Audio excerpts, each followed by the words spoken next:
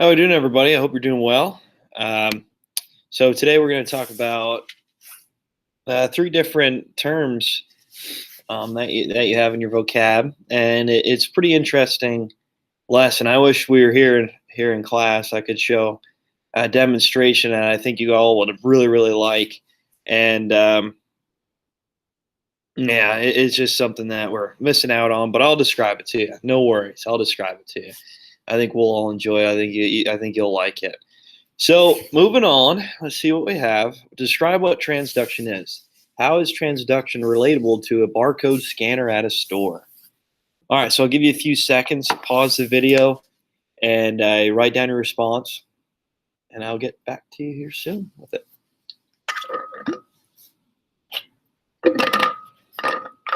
All right, so transduction. Transduction is the process of really just our neural messaging, sending that information of a stimulus, let's say a sensation, right? And converting it to something that we can understand, something that can make sense in our minds, and for us to perceive that sensation. And that's what transduction is. It's that neural message, that signal being sent. And it's that transmission of understanding our brain to understand exactly what we're sensing. So again, it might be taste, touch, smell, hearing, whatever it might be.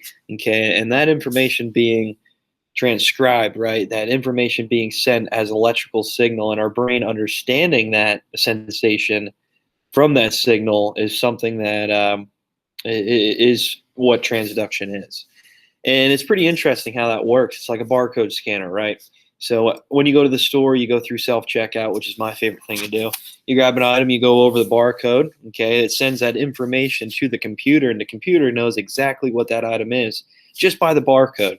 And that information being sent to the computer, and how the computer can process that information by just scanning a bunch of numbers on the barcode, is really how transduction works, and how we sense the information around us in everyday life. Okay, and how our brain understands exactly what we're sensing. Okay, it might be intense heat, it might be a loud noise, it might be something that we're familiar with, right? Like the smell of something good. But our brain understanding that information and that transmission of that information, through neural messages, is how we understand what we're perceiving, what we are sensing around us. Okay, and that's what transduction is. All right, so moving on today. Interesting topics. So we have sensory adaptation, which I'm sure you already heard before. You already know what that is. So sensory adaptation is sensation is critically influenced by change. Thus, our sense organs are change detectors. So let's say we're in our car, right? We are listening to some music. Okay, then all of a sudden we're going down the street, and let's say your brother or your sister, right? Lily, especially you, right? You're driving your car, and Serene's in there. He hears a good song. He turns it up. He jacks the volume up pretty much as loud as it can go, right? Let's say you're on level 5 or something. He jacks it up to 50, and you weren't paying attention. All of a sudden, it's blaring. It's blasting in your car, okay? And that's what sensory, after a while, right? You're understanding what that happened, and you're like, okay, yeah, I can jive to this. This is something I can really take in, and your senses adapt to that loud music. Another good example is when, let's say you're out, I don't know, late at night. I know I do this. Let's say I'm coming home from the golf course, and I'm jamming out in my car, and I'm loving it. Okay, I have it jacked up all the way pretty much, and it's a really good song, and I'm really taking in the vibes of the song or whatever. I'm rocking out. Okay, then I get home, I turn off my car, whatever might happen. I go up, go to bed. I come back the next morning. Let's say I'm just waking up, a little groggy in the morning, going to work or something like that.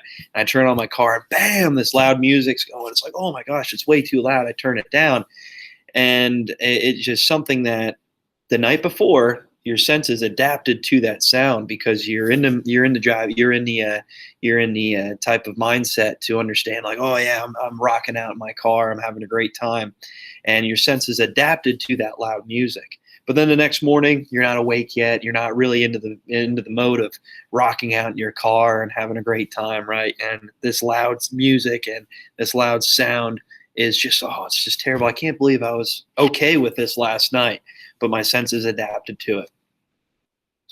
All right, there's many other occasions where that works. I mean, Let's say you go into a hot room. I know at wrestling practice anyway, you jack up the heat in there. You're getting a good sweat on.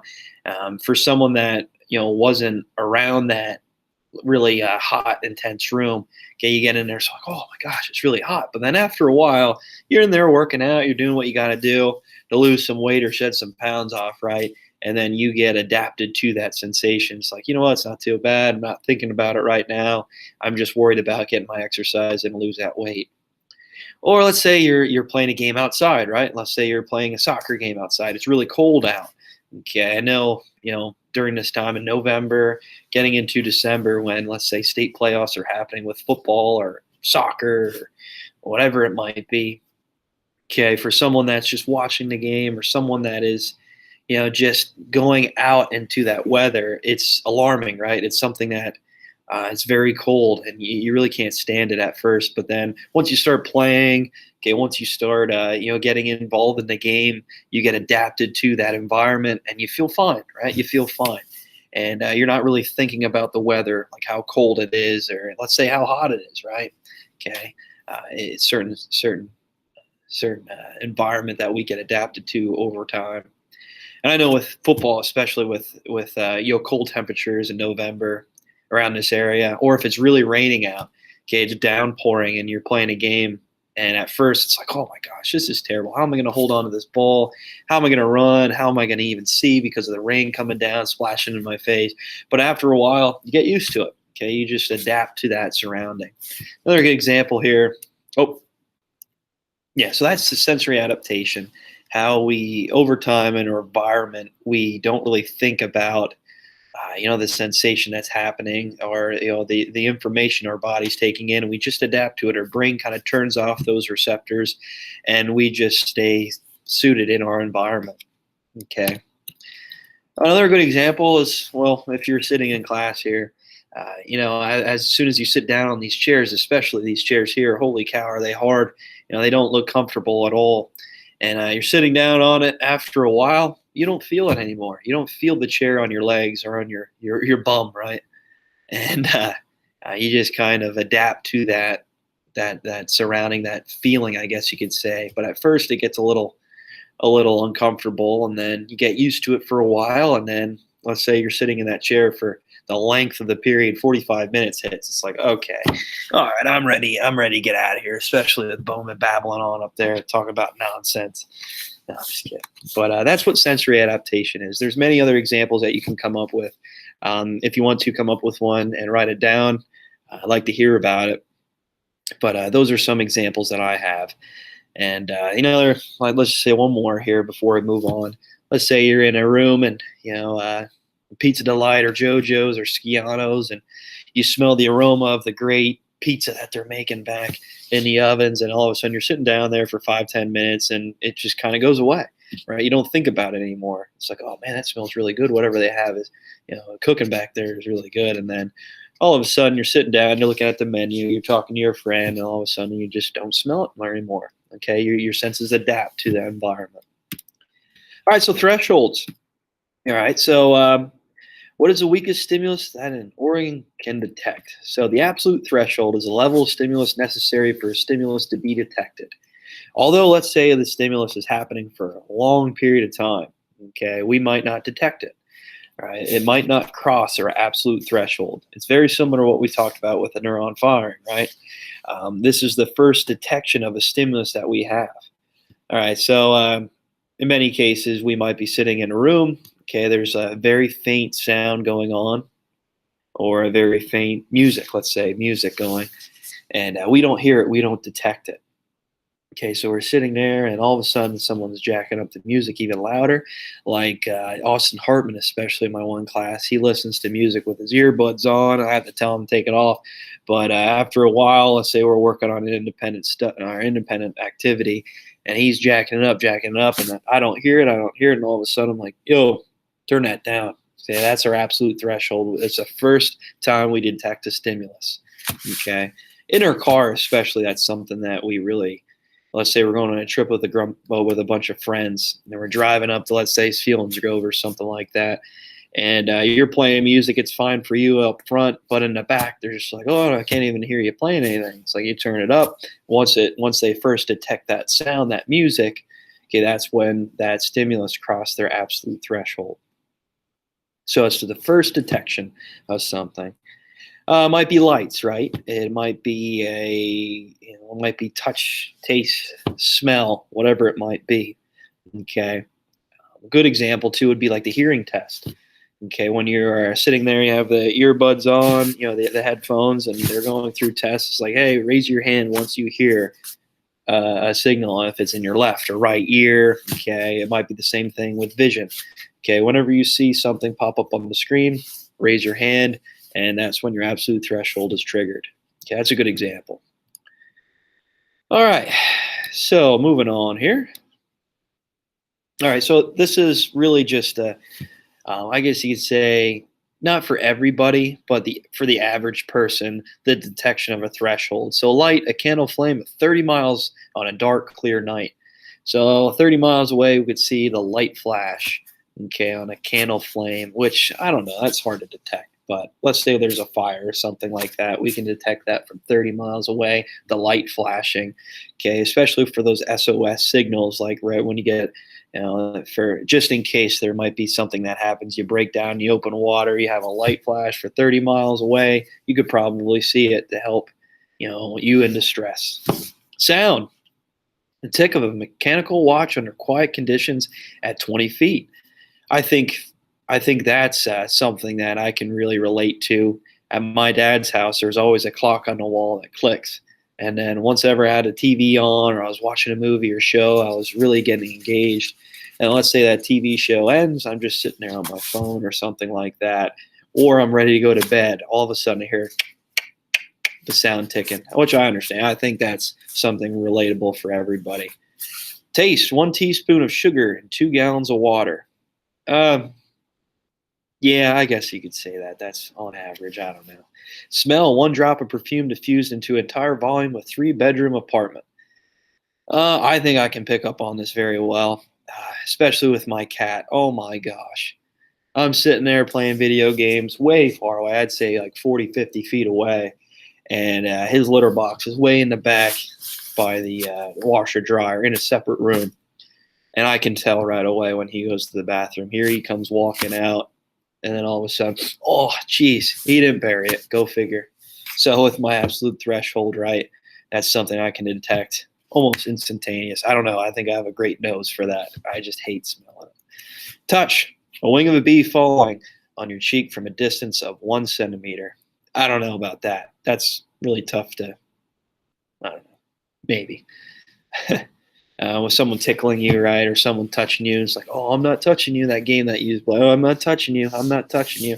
And then all of a sudden he touches you, you can feel it, whatever it might be. But at that time, you can kind of see it happening. You can, you're sensing him saying it. It's like, I can feel it. Knock it off. All right, thresholds. Difference thresholds. So this is something that obviously we detect it. Our absolute threshold's triggered already. Like we already know that something's happening. The difference threshold is, let's say we're in a car again, right? We're listening to music, and you're listening to music just at a normal sound, right? So let's say it's at 5. It's like you can still communicate and talk with your friend, and then you start turning the volume up to 10. Okay, that's where a difference threshold is triggered. It's like, okay, you turn the volume up. It's harder to hear you. I can tell that the volume that we just adjusted has changed. That it is that there's a noticeable difference that happened there, and that's what difference threshold is defined as. Obviously, in many cases, which we'll talk about Weber's law here soon, depending on the volume, depending on the sensation, it could be harder to detect that difference threshold. So let's say you're at 5, you communicate, you turn it up to 15. Obviously, you're going to detect that a little bit differently. Let's say you're at like 30, you're really jamming out. It's almost hard to hear anybody talk. And then click it up 5 more notches. That difference threshold is going to be harder to detect because it's already so loud and deafening that even if they crank it up to 5 more notch, it's going to be hard to detect that because that difference threshold, because it's something that's already booming. It's very, very loud. All right. I think this is really cool too with difference thresholds. I know with my dad anyway. You see a lot of TikToks of it. He be sleeping on the couch, like watching a football game or something like that. And I'm not really interested in his teams when he watches the Pittsburgh Pirates play. It's almost unbearable to watch. So he's watching it. He falls asleep. I go over, grab the remote out of his hand, check to see if he's awake. Yep, he's still asleep. So he didn't wake up. I go back. I change the channel. I don't know what it is, but he can detect whenever I change that channel. He's like, "Yep, hey, turn that back. I was watching that." It's like, how? You were sleeping. You didn't even notice me take the remote out of your hand. I walk back across our creaky floor and I change the channel all of a sudden because you could sense the difference in the sound or maybe the light coming off the TV. I change the channel, and I think that's something we can all relate to, right? Another one is, let's say we're recording a video or recording a show that we love to watch. For me, it's wrestling. I love it. And I don't know, you get preoccupied, right? You're watching the show and a commercial comes up and you're watching a commercial. Two commercials go by. It's like, oh my gosh, what am I doing? I have it recorded. I can change it. That happens to me all the time. I just don't notice it right away. But once I do notice it, our difference threshold is triggered, and we know that we need to get back to it. All right, just noticeable difference is the minimal amount of change, the signal that is still recognizable. So this is something, like I said before, with the volume. Let's say you're clicking it up, you're really you're increasing the volume in your car. Let's say of music. Right when you notice that difference, that is just noticeable difference. Very similar to difference threshold, but this is right when your absolute threshold is triggered to understand that that difference has changed. All right, so I know there's different laws here, but Weber's law is one of the biggest things I want to talk about. So to be perceived as different, two stimuli must differ by a contrast, a minimum percentage rather than a consistent amount. So with that, we have with Weber's law, we are listening to music. Okay, the percentage difference, let's say, is very similar, but we can detect it at different rates. Okay, we can perceive that sensation being louder, and that was the example I gave. Let's say we have the volume at 5, not very loud, and we turn it up to 10, right? So that's 5 clicks, right? We can detect that as being being a larger increase. Then let's say we have it up to 50, which is deafening, very loud. We click it up 5 clicks, the same amount, right? And that is not as noticeable. Okay, that's something not as noticeable. That's a good example. All right, so once it's lower as a volume and it increases to 10, right, 5 to 10, we notice that very, very quickly. And then let's say it's 50 to 55, we don't notice it as much. Another example is, let's say we're going to, since Black Friday, right, we're going shopping. All right, we're going to find the best deals. Let's say there's 10% off, okay? So let's say we go into a store and we find a shirt that we love, right? It's 10% off, right? For $10. Let's say that the shirt's $10. So 10% off at $10, right? We'll have $1 off. So it'll be $9 instead of 10. It's like, that's not much of a deal. That's not much of a sale. Whatever, not a big deal. Okay, you're not really saving much there. Okay, and with that, you're like, okay, it's 10%. It's a good deal, right? But at the same time, when you look at it at a lower price, it's only $1 difference. Who cares? Well, let's say you want to buy a shirt that is, I don't know, let's say $100, right? And that's 10% off. Okay, it's going to be $10 difference. So when you look at the difference, I know with $90, why would you buy a shirt that's that much? Who knows? Let's just say it's a crazy shirt. Let's say it's a Thrasher shirt, right, Alex? Oh, yeah. So when you look at it, it's like, oh, I'm saving $10. That's pretty good, right? I can notice that as something that is more of a savings to me. Although, why would you spend $90? I get that. But when you look at the amounts that you're saving, $10 compared to $1, it's more likely that you would buy that larger item, okay, because you're saving more money. But at the same time, you're really not. It's stupid to spend that much money on a shirt, but that's a good example, right? $10 compared to $1, we know that we're saving $10. That's some good stuff right there. All right, that's all I got for today. Take care, guys. Please check out the video that I have posted. I think you'll enjoy it. And And the guy does a pretty good job explaining those three laws that we just described and the thresholds and the difference thresholds. Take care. See you.